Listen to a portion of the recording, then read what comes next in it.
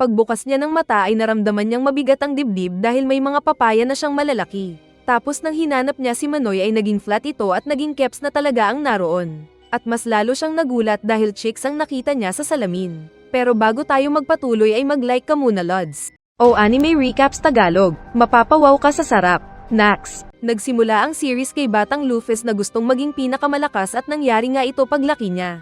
Pero naging isa siyang villain na kinalaban ng mga pinakamalalakas na hero. Nagtipon ng mga heroes na sinabing tatalunin siya.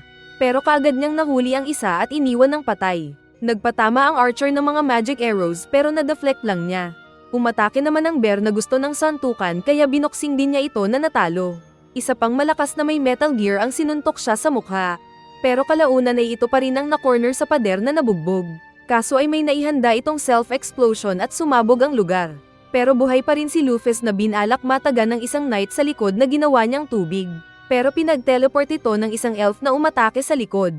Ngunit ang knight pa rin ang nagregla. Kaso ay nahil ito at hinawakan ng kamay ni Luffy at ginamitan ng climax skill na kinasaktan niya. Saka din siya agad na naisil ng mga heroes na buhay pa. Kaya bago makulong ay sinabi pa ni Luffy na pagkawala niya ay papalit ang Demon King. Subalit ipinakita ang reality na lahat ng nangyari ay nangyari lang pala sa isang computer game na nilalaro ng isang addict. Akala niya kung natapos na niya ang laro pero may lumabas pang extra game na kanyang tinanggap. Pero pagbukas niya ng mata ay nasa isang lugar na siya at ramdam niya ang bigat ng boobs. At mayroon na rin siyang Hello Kitty.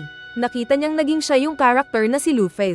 Naisip niyang magtanong sa mga tao doon. Pero iba ang lumabas sa bibig niya na nagdedemand sa kapanatamba ang mga tao dahil sa bigat ng kapangyarihan ng presensya niya.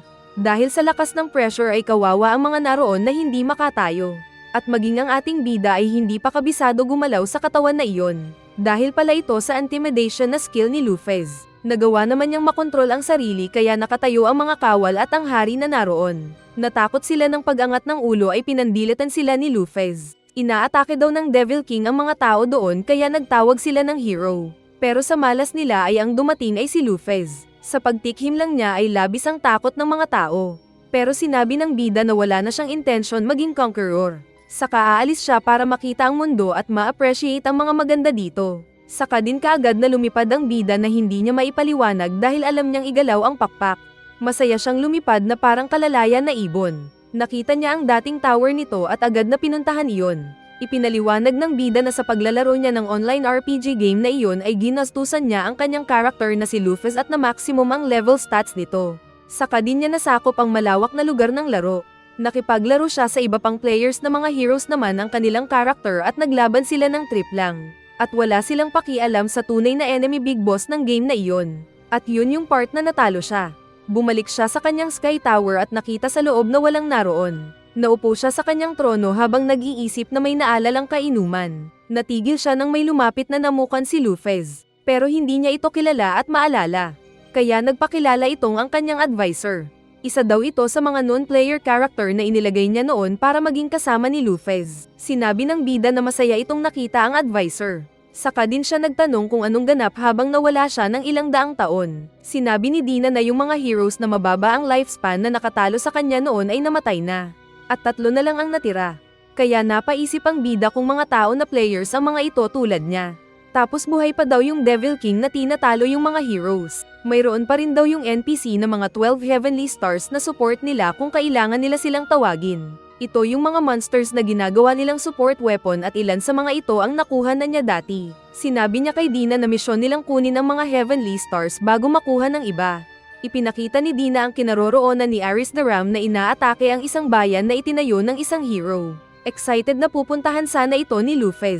Pero pinigilan siya ni Dina na sinabing kailangan muna nila ng pera. Sa tagal na paghihintay kasi ni Dina sa boss ay naubos ang pera nito. Kaya pera ang kailangan muna nila bago makipagyera. Sinabi ni Luffy na lalabas para maghanap ng pera. Pero sinabi ni Dina na kahit namatay na yung mga tao na nakakakilala sa mukha niya bilang katumbas ni Hitler, ay buhay pa rin ang mga mahahaba ang buhay na nasaktan niya noon. Lalo na at natatangi ang pakpak niya na kulay itim. Ang tangi na trabaho na pwede nilang pasukin ay ang maging adventurer. Kaya nagpunta sila ng capital para mag-apply na adventurer at sa daan ay pansin sila ng mga tao. Pagpasok nila sa guild ay amoy siga ang mga naroon. Saka naalala ni Dina na dating adventurer si Luffy bago siya naging pinakamalakas. Naghanap sila ng misyon at pinili nila ang pagpatay ng mga orc. Naalala ng bida na sa laro ay nakakakuha siya ng HP dahil sa pagpatay sa mga orc. Pinuntahan nila ang village at sinabi ng Mangkanor nila doon na nakikidnap ang mga babae ng mga orc at pinapatay ang mga binata nila. Nakita nila ang base ng mga baboy na may armas. At amoy kulungan daw ito ng baboy. Kung naamoy mo na ay ganun siguro. Inilabas ni Lufus ang pakpak nito. Pero bago umatake ay siniguradong ma-review ang stats at naka-full pa rin. Sa kagamit ang alchemy ay gumawa siya ng maraming mga espada mula sa lupa. At ginamit ang mga ito na tinusok ang mga kawawang bantay na orc. Naging tae ang mga ito pero nagtaka ang bida dahil bakit daw hindi siya nayayaki sa ganun na tanawin. Lumabas ang hukbo ng mga baboy na kaagad pinalibutan si Lufez. Saka din lumabas ang boss na sinira ang pinto saka pa nagsigaw-sigaw na kinatakot ni Dina. Pero para kay Lufez ay slow motion ang pag-atake ng mga orc sa kanyang palibot na inakala niyang nanloloko. Kaya agad niyang pinasabog ang mga ulo ng mga baboy na parang walang tigas. Kaya umulan ng dugo na kinagulat ng kanilang boss. Tinakat niya ang boss. Pero siga pa rin daw ito na umatake ng malalakas nitong smash kaya nawasak-wasak ang lupa. Pero nagulat ito nang makitang buhay pa rin si Lufez na sinunog ang orc ng buhay. Napagtanto ni Lufez na malayo lang na malakas siya kaysa sa mga ito. At pag-atake ng orc boss ay kinalabit lang ito ng kanyang kamao. At sumabog ang ulo nito sa ere. Kung ikaw si Ninong Rai ay may unlimited dinakdakan ka na with tender orc meat pa. Sinabi ni Dina na swerte nila dahil hindi nasira ang tenderloins ng mga orc na napatay nila. Ito daw ang kapag kinain ng isang player ay nagkakaroon siya ng additional 3% HP. Ipagluluto daw siya ni Dina mamaya ng karne ng adobo na pork. Yum yum yum. Sana pork adobo. At gamit ang teleportation power ay kinuha ni Dina ang mga bangkay ng orc na naroon. Nakita nilang malinis pa rin at hindi na rape ang mga babae na kinuha ng mga orc. Dahil daw ito sa description ng orc sa laro na gentleman sila at hindi tulad ng mga goblin na rapist. Pero ganun pa man ay nakakatakot pa rin ang itsura ng mga orc at hindi mabubuhay ng payapa ang tao at orc. Saka pa gumawa ng malaking lupa na kamao ang bida at sinira ang dati na base ng mga namatay na orc. Kaya gulat na gulat ang mga nakakita. Dahil naawa si Dina sa mga na-stress na babae ay naisana niyang gamitan ang mga ito ng false memories. Pero dahil hindi na ito matatanggol kung sakali ay sinabi ng bida na huwag na lang. Saka din sila umuwi gamit ang malaking golem dulot pa rin ng alchemy na power ng bida. At kasama pa rin nila ang mga babaeng biktima ng pagkidnap. Sinabi ni Dina na naging low level ang standard ng paggawa ng armas doon. Yung kaharian daw na nag-summon kay Lufez ang pinakamalakas na mga tao sa panahon na iyon. Ngunit ang pinakamalakas nilang sundalo ay level 120 lamang. Kaya labis ang gulat ng bida dahil karamihan sa kanila noon ay nakakaabot ng level 1000. Sinabi ni Dina na abnormal kasi yung panahon noon ni Lufez at ng mga heroes dahil kada oras ay nagsasanay ang mga warriors ng walang pahinga. Samantalang nag-iisa lang ang buhay ng mga tao. Dahil dito ay napagtanto ng bida na hindi laro ang mundo na iyon gaya ng nakagawian niya kapag naglalaro ng computer. Nang matapos ang misyon ay ibinigay ni Mangkanor ang pabuya ng mga bida. Nagpasalamat ang mga ito lalo na at iniiwan ng mga bida ang golem doon para kung may umatake ulit na orc ay ito ang magbabantay sa kanila. Aalis na sana sila nang magtanong ang mga tao kung anong pangalan niya. Sasabihin sana ni Lufez ang pangalan pero sinabi bigla ni Dina na follow. Kaya inapakan ni Lufez ang paa ni Dinas dahil sa pangit na pangalan na ibinigay nito. Pero sinabi ng advisor na Lufez pa rin ito na na-scramble lang. Sumakay sila ng taxi na kabayo para magpunta ng bayan ng Svel. Dahil ipagpapatuloy nila ang paghuli kay Aris the Ram na gumugulo sa bayan. Nais ding malaman ng bida kung tulad niyang computer addict ang nasa likod ng hero doon na si Megrez. Excited si Dina na makita ang bayan ng Svel. Pero sa gate ay nagnervyos ang bida nang hanapin ng border security ang kanilang passport. Pero may ipinakita si Dina na pekeng pass sa guard sabay kindat kay Lufez. At alam ng bida na peke itong ginawa sa rekto. Sinabi ni Lufez na dahil wala pa silang nalalaman sa nangyari sa 200 years na pagkawala nila ay kailangan nilang magpunta ng isang library at mag-research doon. May nakita silang kalbo na nagpakilalang si Gantz na isang mercenary. Nagtanong sila dito kung nasaan ang library doon. At sinabi ng kalbo na sundan sila. Sinabi kasi ni Dina na isa siyang merchant at tauhan daw niya ang kain na hinala ang suot na bida. Kaya inapakan ni Lufez ang paa ni Dina na nasaktan. Pinagmasdan tuloy siya ni Kalbo pero alam na may rason siya kung bakit ganun ang damit. Inilibot naman sila ni Gantz na sinabing ang bayan na iyon ay binabantayan ng isang golem na inayos ni Megrez na kanilang hari. At nakita nga ito ni Lufez gamit ang cheat skill. Nang nasa parte na sila ng bayan kung nasaan ang library ay nagpasalamat ang mga bida at umalis na si Gantz. Nakita ni Luffy na level 82 lang si Gantz pero malakas na daw ito sa panahon na iyon. Nagpunta sila ng library at hinanap ng bida ang section kung kailan nawala siya. At nakita ang title ng ilang libro doon patungkol sa negative na isinulat ng mga tao sa kanilang mga heroes. Kaya naisip ni Luffy na treason ito kung sakali. Sinabi niya ito kay Dina. At ipinaliwanag ni Dina na sa paglipas ng panahon ay nakakalimot ang mga tao at nagiging open-minded na sila sa pamumuhay ng payapa kasama ng mga demon folks. Binasa niya ang libro na ang point of view ng author ay pro sa kanya. Hindi daw nila alam ang tunay na layunin ni Luffy nang sakupin nito ang malawak na parte ng kalupaan.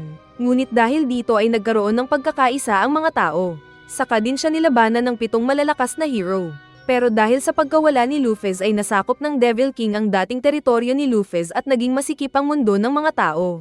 Kaya nagulat ang bida at napagtanto na para sa kanya ay laro lang ang mundo na iyon. Ngunit para sa mga naroon ay nasa bingit na sila ng extinction. Pupunta naman na sana sila sa teritoryo ni Aris. Nang biglang magkaroon ng malakas na paglindol ang kaharian na kinasira ng mga sahig. Kaya natamba si Dina at napahawak sa stress ball ng mga sanggol. Nagtanong si Luffy kung palagi bang lumilindol ang lugar na iyon. Pero sinabi ni Dina na hindi.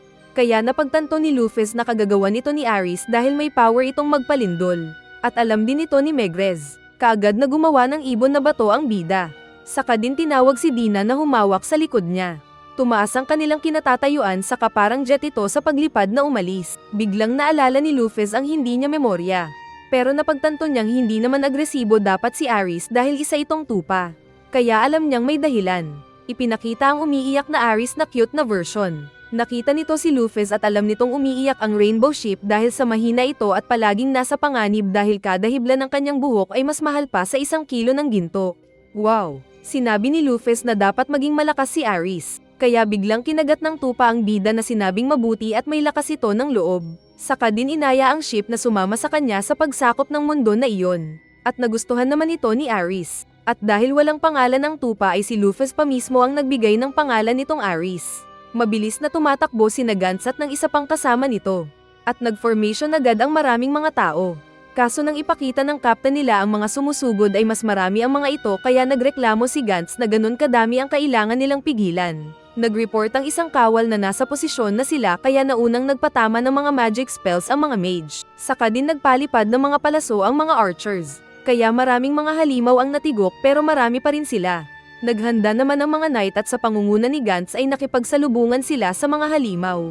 Marami naman daw siyang napatay na mga halimaw gamit ng kanyang palakol. At nang papatayin sana ng isang kalbo din na halimaw ang kasama niya ay iniligtas niya ito. Subalit marami din sa mga tao ang pinagkakarne ng mga halimaw. Napalibutan na sila ng mga halimaw at matitigok na sana sila. Pero nakahanda na ang reinforcement nila at inatake ang mga halimaw na parang nawalis ng malaking laser beam. Lumabas ang power ni Megrez na malaking dragon na si Livia.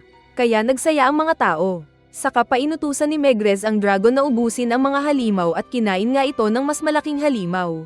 Kita naman ng dalawang bida ang laban sa ituktok ng batong ibon. At masaya daw sila dahil ligtas din si Gantz sa pakikipaglaban. Sa isip nila ay automatic na matatalo si Aris kapag naglaban sila ni Livia dahil apoy ang power ni Aris. Saka kasama pa ni Livia si Megrez na inasahan ng bida na kasing lakas din niya.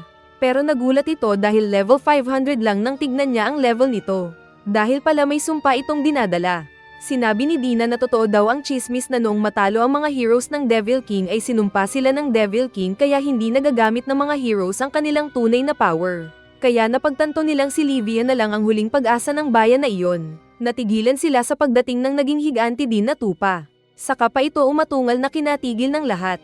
Nagkaharap ang dalawang elemental deity at nagkasubukan. Umatake ng tubig si Livia na iniwasan ni Aris. Saka din umatake ng malaking apoy si Aris na nais patamaan si Megrez. Pero iniligtas ni Livia ang hero gamit ang tubig na katawan at tinanggal ang apoy. Gumamit ng tidal wave attack si Megrez. Pero biglang tumalon si Aris at gamit ang nag-aapoy na paa ay dumaluhong sa barrier ng city na ginawa ni Megrez. Pero malakas si Aris na gumagamit ng apoy kaya nasisire ang shield. Subalit hinuli ni Livia si Aris at niyakap ito kaya nagkasubukan ang lakas ng bawat isa.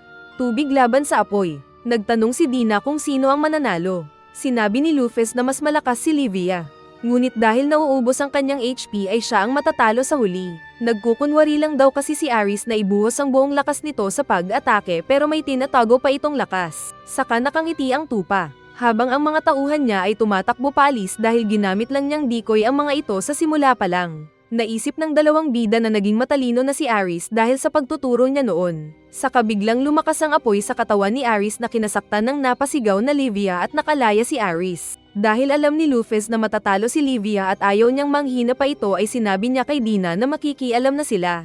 Saka dinhi nila si Dina na hindi nakapalag. At bago pa mag-evaporate si Livia dahil sa apoy na dulot ni Aris ay ginawang pamalo ni Luffy si Dina at pinalo ang ship na naitapon. Kaya nagulat ang mga tao na nakakita. Agad nilang nilapitan si Megrez na nagtanong kung sino sila. Sinabi ng bida na saka na siya magpapaliwanag. Pero sinabing saka sumunod si Dina gamit ang teleportation. Labis na nagulat si Megrez na nakilala ang boses niya. Kaya bago umalis ang bida ay sinabi ni Megrez na may kumukontrol na kakaiba kay Aris. Dahil old friends naman daw sila ay makikinig ang bida. Saka din kaagad lumipad na parang jet. Pinuntahan niya si Aris na nakita siya at nagtanong. Kaya nagulat si Luffy dahil nakakapagsalita na si Aris. Ipinaramdam ni Luffy ang presensya nito na bigat ng kanyang kapangyarihan. At naramdaman naman ito ni Aris na nakilala. Pero hindi pa rin ito naniniwala na si Luffy ang kaharap dahil namatay na ito ilang daang taon na ang nakalipas. Sinabi ng bida sabay bukas ng pakpak na siya pa rin si Luffy at wala ng iba. Saka hinamon si Aris na kung nagdududa ito ay subukan ng lakas niya at matututo ang malaking tupa. Hindi naman nagpasindak si Aris na nag-asta na toro at pinag-apoy ang katawan para sumugod. Kaya excited daw ang pakiramdam ni Luffy dahil buhat nang nabuhay siya ay first time niyang makakalaban ng malakas na nilalang. Umatake ng headbutt si Aris. Pero kahit anong gawin nito ay isang kamay lang na pinigilan siya ni Luffy. Madali lang na itinaas ng bida ang katawan ng malaking tupa. Saka din ito itinapon paitaas. Saka din binugbog ang katawan at ang panga sa ere kaya para itong naging volleyball na pinaglaruan sa ere. Pagbagsak ni Aris ay muli itong tumayo at galit pa rin ang mukha. Saka nagpalabas naman ng mas mainit na klase ng apoy. Kaya muli siyang hinamon ng bida. Umatake nga ng mas malakas na pag-atake si Aris na sinalubong ni Luffy para paluin. At sumabog ang paligid na nakita ng mga tao. Hindi pa tapos dahil pinitik pa ni Luffy ang malaking ship na naitapon. Biglang nagbago ang anyo ni Aris na tumalon at niyakap si Luffy. Naging mukhang batang babae ito na ikinagulat ng bida. Pero iyakin pa rin daw tulad ng dati.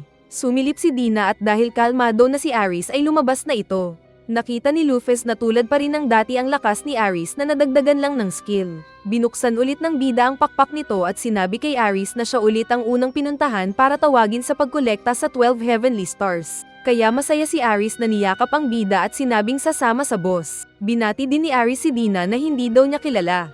Kaya lumapit si Dina at sinabing siya yung palagi nakasama ni Luffy sa tabi ng trono nito. Pinilit naman alalahanin ni Aris si Dina at sinabi niyang ito daw yung background character. At nagtaka ito kung bakit siya nakalabas ng tower. Kaya naiiyak si Dina na nagsumbong at nagtampo sa gilid. Huwag daw itong mabuli ni Aris. Pero sinabi lang daw ni Aris ang totoo na nararamdaman. Kaya mas nagtampo si Dina. Saka din ipinakita na noong nagdi-design ang bida kung paano nila gagawin si Aris ay bakla daw. Kaya ganun ang hitsura nito. Kalaunan nang tanungin nila si Aris kung bakit nito ginugulo ang spell ay sinabi ng bata na dahil galit siya sa mga tao sa pagpatay sa kanya. Kung hindi daw dahil kay Luffy ay patay na sana siya. Dahil dito ay napagtanto ng bida na mahalaga si Luffy sa bata.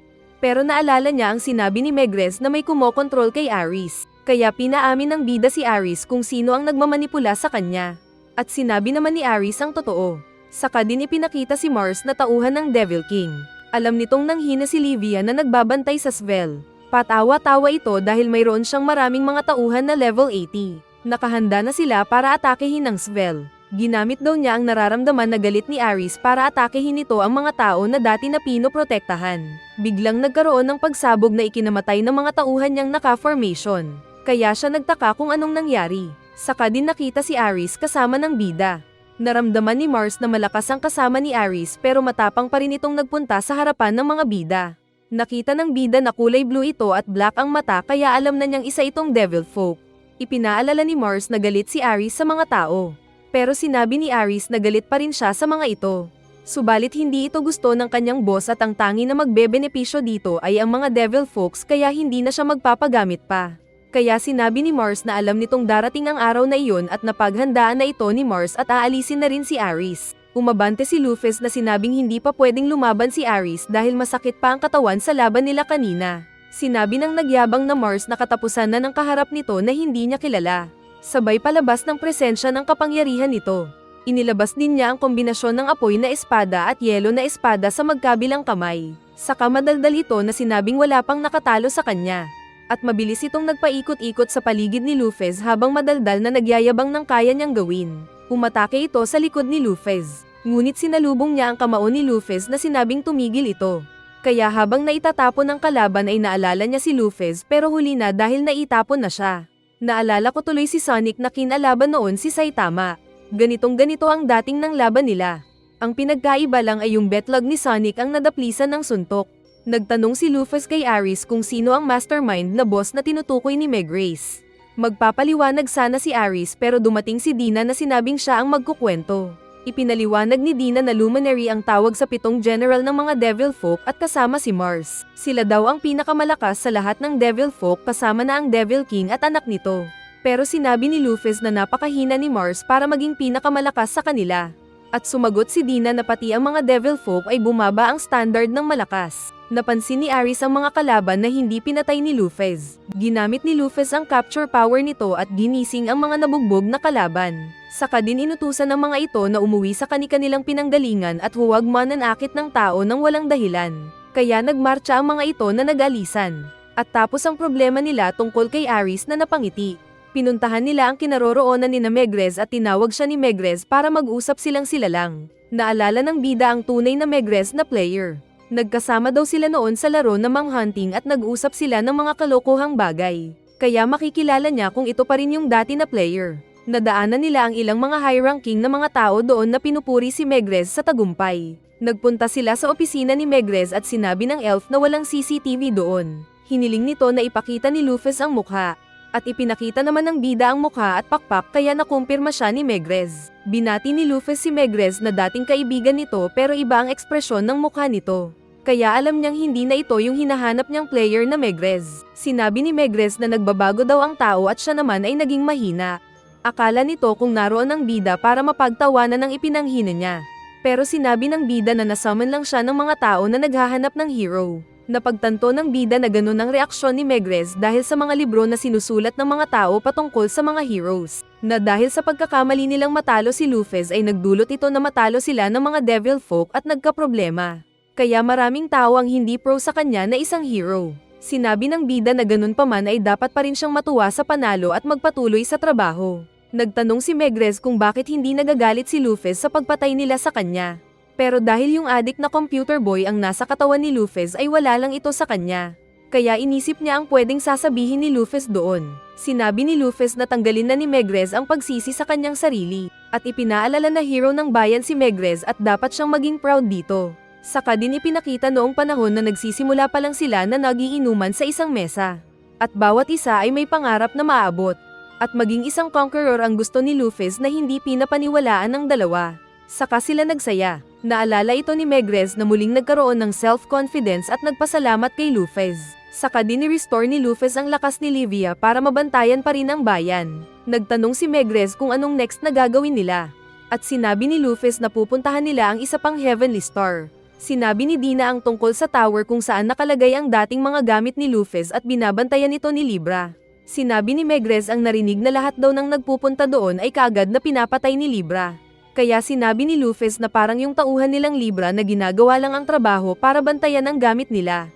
Nag-request si Megrez na kung pwede pagkatapos makuha ni Luffy si Libra ay ibigay sa kanila yung mga magical items doon, na pinayagan naman ng bida. Alam ni Megrez na nahihirapan sa paggalaw si Luffy dahil sa pagtatago sa pakpak nito. Kaya binigyan niya ito ng pangtago ng pakpak na naging invisible. Saka pa nagpalit ng outfit ang bida na naging chicks na pinuri din ni Megrez. Saka din nagpaalam na si Luffy. Pero bago pa ito umalis ay nag-wish si Megrez ng kaligtasan ng chicks. Pinuntahan nila si Gantz na napahanga sa magandang chicks na kaharap. Pero mas nagulat ito nang magpakilala ang bida na si Sfalo. Kaya nasabi ng kalbo na napakaganda pala niya. Nais pa sanang magtanong ni Gantz kung siya si Luffy. Pero tumigil na din ito na nagpaalam. Ipinakita naman si Mars na buhay pa at nakilala na si Luffy ang nakalaban. Nagulat siya nang may lumapit na babae at sinabi na ang mga matatalo ay alam na dapat mag-exit. At bago pa magsalita si Mars ay nag-Thanos finger snap na ito at naglaho ang namatay na Mars. Dahil malayo pa ang lalakarin nila patungo sa kinaroroonan ni Libra ay nag-request ni Dina na gumawa ng golem si Luffy na maging sasakyan nila. Sinabi ng bida na may teleportation naman siya. Ngunit ipinaliwanag ni Dina na epektibo lang ito sa mga gamit at maaring maging delikado sa mga buhay na nilalang. Kaya ginamit ni Luffy ang alchemy at gamit ang mga puno na naroon ay gumawa siya ng sasakyan. Saka din nahati-hati ang mga puno na ginawa niyang mga sofa at kama. Pero dahil kulang pa ay nakita ng bida ang balbon ni Aris kaya kinuha niya ito at ginawang kutson. Kaya parang bakla si Aris na feeling hindi na daw magiging bride. Kaya ipinaalala ni Luffy na may betlog siya. Natapos din ang modern bus nila na pinangalanan nilang Tanaka, Japanese version ni Optimus Prime. Nag-drive ang bus ng inutusan ni Luffy at comfortable naman ang mga bida. Saka nag-park ito kalaunan. Paglabas ng tatlo ay may naamoy si Dina. At nang sinilip nga niya ay isa itong falls. Tinawag ni Dina si Aris at hinila sa kamay para maligo. Ngunit agad itong umalis na sinabing saka na lang maliligo pag mag-isa. At naalala ni Dina na lalaki pala ito. Tinawag na lang niya si Luffy. Ayaw sana ni Luffy pero nang maramdaman nitong hot spring ang lugar ay nagustuhan din niya. Kaso ay nag-iisip siya dahil nagbago na nga pala yung dinadala niya. Dati ay ibon pero naging pusa na ito. Nagtanggal siya ng damit at lulusong na sana sa tubig nang sinabi ni Dina na dapat talian niya ang buhok. Lalapit sana si Dina pero pinatigil niya dahil kahit nasa katawan siya ng babae ay lalaki pa rin siya sa isip at alam mo na. Inayos ng babae ang buhok ng bida saka din sila parehong nagbabad sa hot spring. At habang nasa tubig sila ay nakikita ng bida ang cleavage ni Dina. Kaya naalala niya noong nasa mundo pa siya na panay ang paldo sa cleavage at puwet ng mga babae na nakakasalubong sa daan. Maging sa tren ay manyakol ang bida. Pero sa katawan ni Luffy ay wala siyang maramdaman na tulad ng makulit na sarili kaya nagtaka ang bida. Tapos nakakita pa sila ng palakan na lalaki pero naging babae ito. At nakapag-isip ng macho ang bida. Na kanya ding itinapon. Kaya agad din silang bumalik sa bus. Papalit naman si Aris na kumuha ng stick at inayos ang buhok na parang babae kaya napamura ang bida. Pagdating nila sa Pyramid Tower ay nakita nilang maraming mga tao. At ipinaliwanag ni Dina na naging tourist destination daw ito dahil sa mga sikat na tao na naiburol doon. Biglang nagalit si Aris na sinabing babugawin ang mga tao at magpapalit na sana ito ng anyo. Pero agad siyang inawat ni Luffy na napamura sa isip. Hinaplos niya ang buhok ni Aris na inisip na ganun siguro lahat ng 12 heavenly stars. Nagtaka sila dahil may mga mandirigma sa entrance ng tower. Nagtanong sila at sinabi ng mga ito na may reconnaissance unit na sinubukang magpunta ng top floor pero hindi pa nakakabalik. Papasok na sana sila nang paalalahanan sila ng mga naroon na sinabing 50 na strongmen ang nagpunta ng top floor pero wala pang nakabalik, kaya mas lalong hindi sila makakabalik kapag papasok sila. Nagpasalamat na lang sila sa concern saka din pumasok. Ginamit nilang ilaw ang apoy na power ni Aris. Nagpatuloy lang sila sa pagpasok at nakasalubong ng isang golem na siya din ang gumawa at may disenyo noon. Sinabi ng bida na na-design itong malaman ng kalaban at kaibigan. Saka nagulat sila nang agad itong umatake kay Dina na tumakbo-takbo. Tulad din nila noong una na hindi nakilala agad si Dina. Kawawang Dina. Biglang dumating ang mga sumunod na adventurers na pinigilan ang golem. Ngunit malakas ang golem na tinulak ang knight. Umatake ang assassin pero walang epekto ang kutsilyo. Maging ang may armas ng palakol ay hindi sapat. Mas lalo ang archer. Napabuntong hininga na lang si Luffy dahil nakitang mga low level ang mga ito at isang suntok ng golem sa kanila ay tigok sila. Inutusan niya si Aris na tulungan ng mga tao. Kaya agad namang nag-charge ng fire punch si Aris na sinuntok ang naitapon na golem at nasira ito. Kaya napahanga ang mga adventurers. Excited na nagtanong si Jin kay Aris na nagugulat. Kaya agad siyang inawat ni Luffy para di masaktan ni Aris. Inawat din ng kasama si Jin. Saka din nagpakilala ang adventurers party na panay mga warrior at iisa lang ang archer. Kaya sa isip ng bida ay hindi sila balance. Nagpakilala din naman ang tatlo na panay mga ranger. Kaya nasabi ni Jin na hindi sila balance na kinainis ng bida.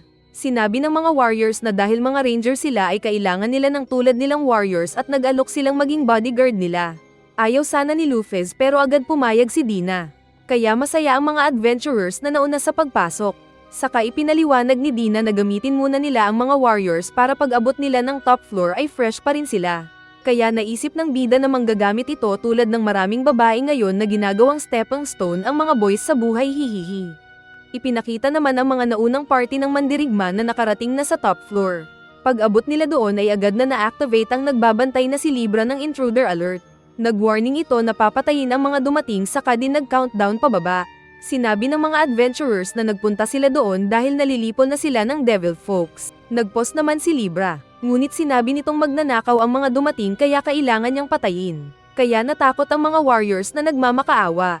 Nag-activate ng kulungan si Libra kaya walang nakalabas sa mga kawawang adventurers. Saka din pinakawalan ng security ang pampatay nito sa mga kawawang adventurers. Samantala ay pabida naman ng grupo ni Jin na inatake ang golem. Pero sinuntok lang sila na naitapon. Kaya nilapitan ni Luffy ang golem at nagbulong na manatili lang ito saglit.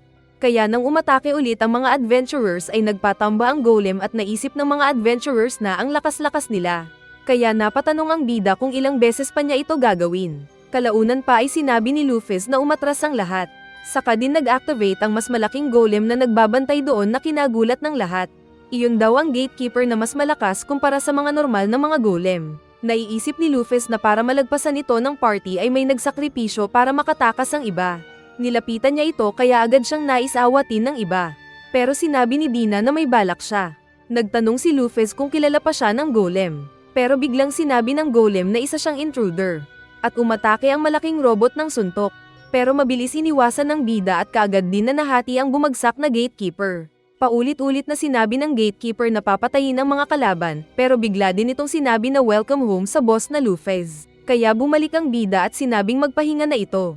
At namatay nga ang robot na nagbantay ng mahigit 200 years. Saka inutusan ni Luffy ang lahat na magpaiwan dahil mamamatay sila sa Brachium ni Libra. At siya lang ang may immunity dito. Nagtanong ang mga adventurers kung sino talaga ang kaharap. Mga bobo daw sila pero napagtanto na nila na ang mga bida ang totoong nagligtas sa kanila sa mga golem. At naamoy nilang kilala ng bida si Libra. Pero hindi sumagot ang bida. Nagpaiwan din sina Aris at Dina na hindi rin ligtas sa Brachium ni Libra.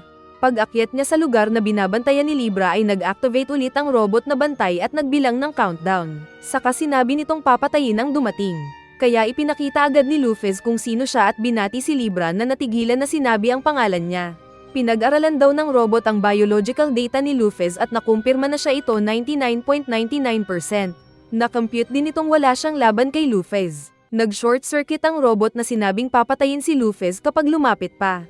Paglapit ng bida na hindi natatakot ay nag-activate si Libra na pinalitan ang settings ng paligid.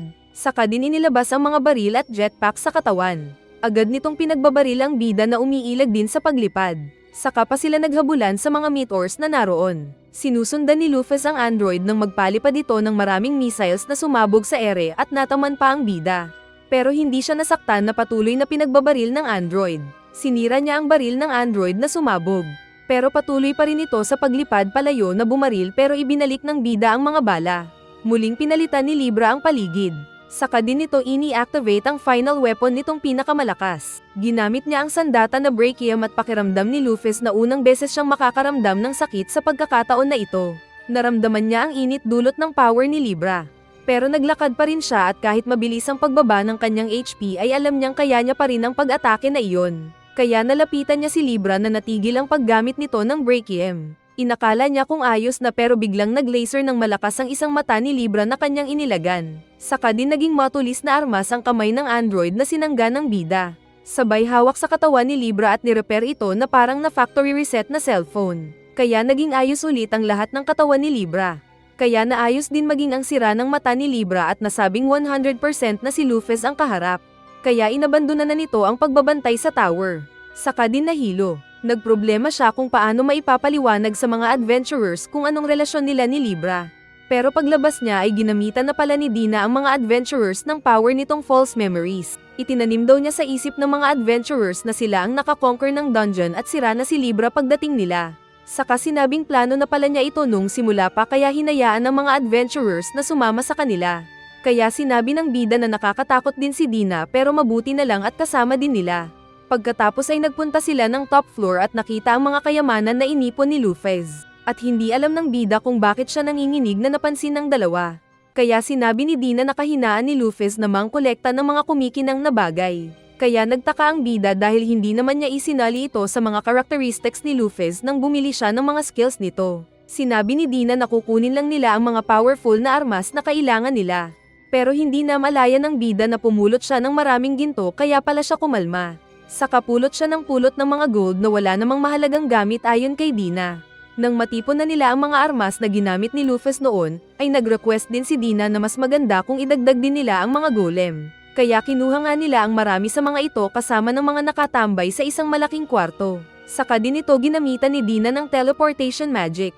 Nang makaalis sila ay bigla namang nagising sina Jin at ng mga kasama nito na paniwalang paniwala na malalakas sila at nag-conquer ang tower. Nang malinis na ni Dina si Libra ay ginising na ito ni Luffy. Kaya bumukas ang mata ng robot at binati naman ng boss. Napansin din ni Libra si Aris na sinabing nahihilo pa rin ito sa dapat na pananamit ng gender nito. Kaya napanganga si Aris na nagreklamo. At mas nagreklamo ang nabuli na Dina dahil hindi rin siya nakikilala ni Libra. Nang sinabi lang ni Luffy na ito ang advisor nila 200 years na ang nakakalipas. Saka pa nagulat si Libra dahil wala daw ito sa memorya niya. Lumapit si Dina para mamukhaan ng robot. Pero wala pa rin siyang maalala. Baka nasa nasira daw niyang memory card na kailangan pa niyang maayos. Kaya naiyak ang nagdrama na Dina sa gilid. Hindi man makita ng bida ang ekspresyon ni Libra dahil golem ito. Ngunit inaya niya ito na sumama sa kanilang misyon. At robot pa rin na sumagot si Libra na sinabing ibibigay ang serbisyo at sasama sa kanila. Sinabi ulit ni Dina kung saan ang susunod na lokasyon na pwede nilang puntahan. Dito daw nakatira si Parthenos the Maiden na isa pang Heavenly Star. Gumawa daw ito ng village at barrier na pinoprotektahan ng ilang hayop at halimaw doon. Kaya inakala ng bida na normal ito at walang problema. Pero ipinaliwanag ni Dina na iyon daw ang hometown dati ni Luffy. Pinaalis ng Maiden ang lahat ng tao na may pakpak doon at gumawa ng sariling lungga. Kaya muling may problema ang bida.